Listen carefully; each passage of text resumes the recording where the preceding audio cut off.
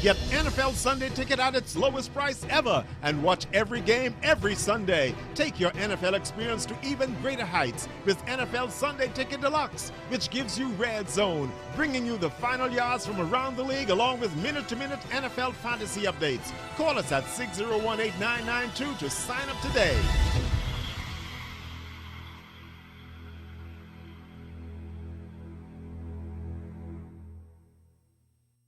Good evening, Bahamas. You're tuned into NB12. Coming up tonight in news, the Constitutional Commission chairman says no way to a referendum in November. Another sick day for court reporters, what their boss is saying tonight. NBA champs turn up the heat at the Atlantis Resort. To be welcomed like that with open arms to their island, I thought it was pretty cool, man. The new F&M senator named. Plus, could a U.S. government shutdown affect operations at Nassau's U.S. embassy? We've got those stories and a whole lot more tonight. I'm Juanita Tude, and NB12 starts now.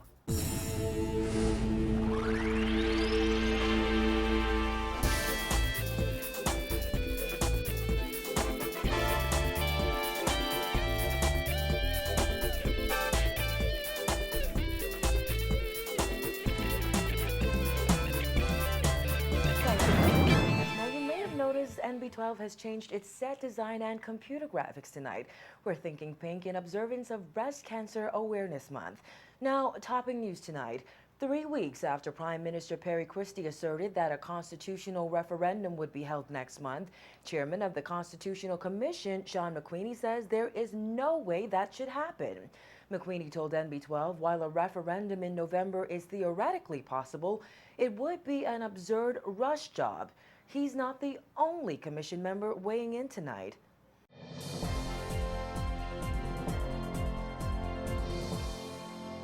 I do believe that the chairman of the Constitutional Commission has indicated that a referendum this year is not a possibility. Carl Bethel, who is a member of the Constitutional Commission, says he agrees with McQueenie that government should not attempt to hold a constitutional referendum in November.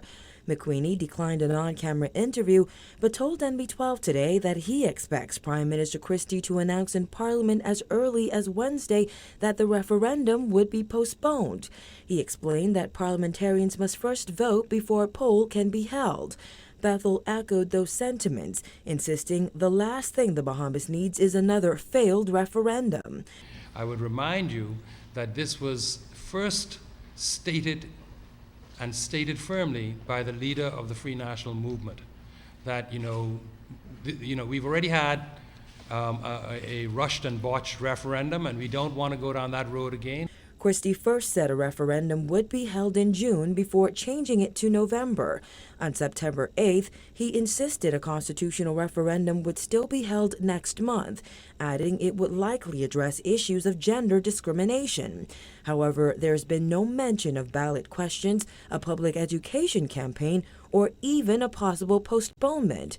Bethel, who plans to step down from the commission before being sworn in as a new F&M senator, says he believes there's a reason for that. There's been a sense that the government didn't want to make a statement. They wanted the Constitutional Commission to really make the statement, and I think that the chairman has now made it clear that there will not be any referendum this year. Testimony in the Renee Sherman murder trial continued today, with a confession by one of the defendants being read in court this afternoon. According to that statement, Ginaldo Farrington confessed that he shot Sherman in the back of the head, but the defense argued that his statement was obtained through police brutality. Jasmine Bonby was in court and filed this report. Taking the stand this morning were several police officers who interacted with Farrington the day he was arrested in 2012. Renee Sherman is accused of planning the death of her husband, Stephen. Also charged in the case are Cordero, Bethel, and Farrington. Prosecutors allege the trio hatched a plan to kill her husband. Mr. Sherman was shot in the back of the head by an armed assailant who accosted him outside his Yamacraw Shores home around 8 p.m. on February 17, 2012. Taking the stand this afternoon was the officer who took Farrington's statement, Sergeant 527 Basil Evans. Evans, who is attached to the homicide unit of the Central Detective Unit, testified he informed Farrington of his right to retain a lawyer before taking his statement. In that statement, he said Ginaldo confessed that he shot the man.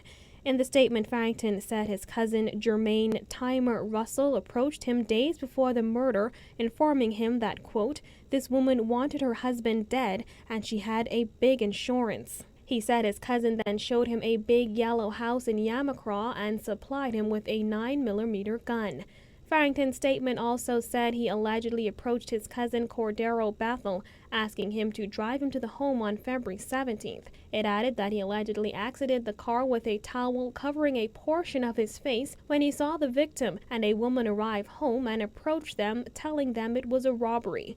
The statement went on to say that Farrington said he allegedly walked the pair to the side of the home. Once there, the alleged victim threw $41 to the ground before he was shot to the back of the head.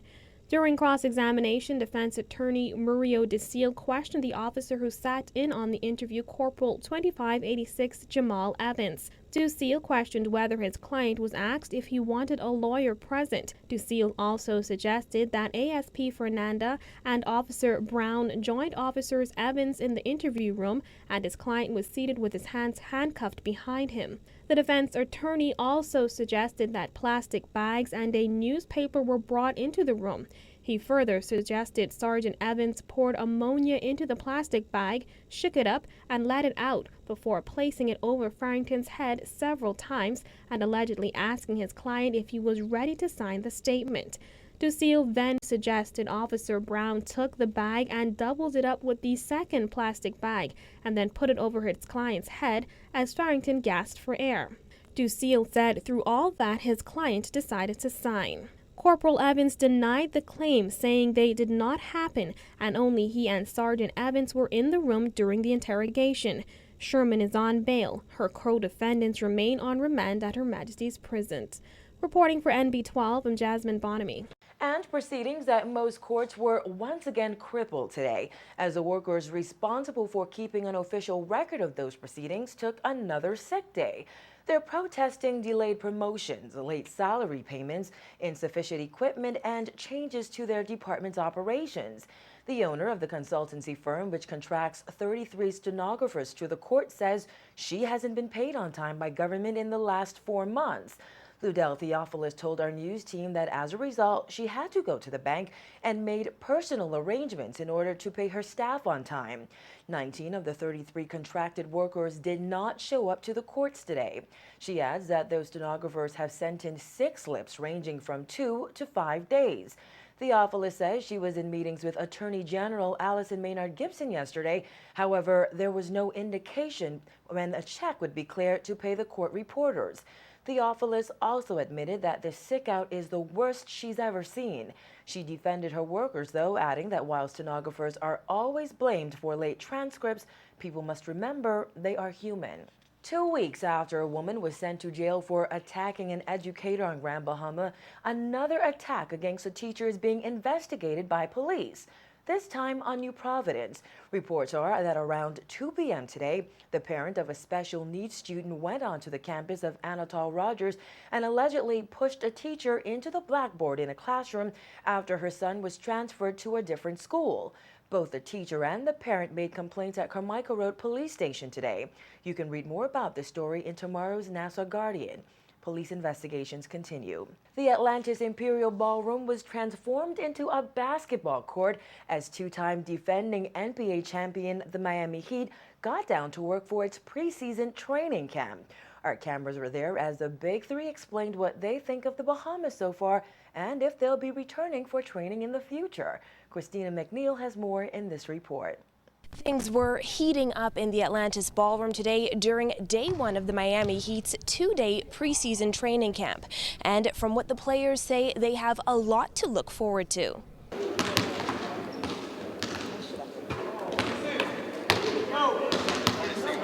LeBron James, Dwayne Wade, Chris Bosh, and the Miami Heat arrived in Nassau last night for the team's second training camp outside the United States. They were met at Odyssey Airport by a Junkanoo rush out. According to the Big Three, the reception at the airport blew them away. But when the players hit the court today, they were all about business. It was great to be welcomed like that with open arms to their island. I thought it was pretty cool, man. And, we're humbled by it. We don't love training camp. No one loves training camp, let's be honest, but we're here, so let's work. Once you get back into it, you feel good. You're happy to get back with your guys, but it's not the greatest of things. This is great, from the standpoint just coming out here for a few days, getting down here and getting back to the basics a little bit before we get back into that real world. Training camp is a different level of intensity, different level of focus. But you just come in, you work as hard as you can, individually. It's a time where you gotta fight through some fatigue. It's not very far away from Miami, but to have another country show us appreciation like that, it's very important to us to really, of course, grow the game, grow the Miami Heat brand, grow our own brand, but just really bring good basketball, to different places, and hopefully keep getting people into it. And while the players are enjoying their stay here so far, they're not quite sure yet if they'll return. Some day for training, I don't mind it. I don't mind it at all. Well, it's the first day. We have to see how it goes. I know you'd always love to come here anytime, but we want to make sure that we take care of business. If we take care of business, absolutely, we'll love to come back. I don't know, we take it 1 year at a time. I don't want to look too far in the future. You start looking too far ahead, you're going to be on the outside looking in. Your career going to be over. So I'm going to stay in the moment, this moment right here, being here. This is a different change for us in Miami. Since I've been with the organization, we only left one time to go somewhere else. So this is the second time that we've even left in my 11th season now. So it's a good thing to get away and kind of change the scenery. Miami Heat head coach Erik Spoelstra says the week-long trip to the Bahamas for training camp is like a mental reward for the players before diving into the season. We like the environment. We think it's an opportunity for us to spend a lot of time together this week. A lot of meals, a lot of bus rides. Do it in a place and environment that our guys can enjoy, at least the scenery, outside the gym, to and from. But we're here to work. They understand that. Our guys are very mature about this, and at the same time can understand it's a little bit of a mental reward. Tomorrow, the Heat will host a group of about 200 students during one of its training sessions. The team is scheduled to depart on Friday. The Heat will open at the American Airlines Arena in Miami against the Atlanta Hawks next Monday night. Reporting for NB12, I'm Christina McNeil. The Heat didn't only bring a winning spirit to the Bahamas, but also several hundred room nights. Senior Vice President of Public Affairs at Atlantis, Ed Field, says the resort is working with the Ministry of Tourism to host the Miami Heat, and the payoff for the resort is priceless. You've got people who are media, lots of media who are here, who are going to not just be covering the team, but covering the Bahamas and the destination, Atlanta. So anything that is going to, and I'm sure the Ministry of Tourism agrees with this, anything that goes toward promoting the Bahamas and Atlantis, we're happy to be a part of. It's not really about the number that this event costs. It's about what does it do for the destination, okay? And when you put these types of things in place, the return on investment far outweighs what you spend. Atlantis has already built the Battle for Atlantis brand, attracting thousands of college basketball fans. Field says this year the Thanksgiving weekend is essentially sold out, something the resort hasn't seen in years. He says the resort will continue to grow its reputation as a sports tourism destination.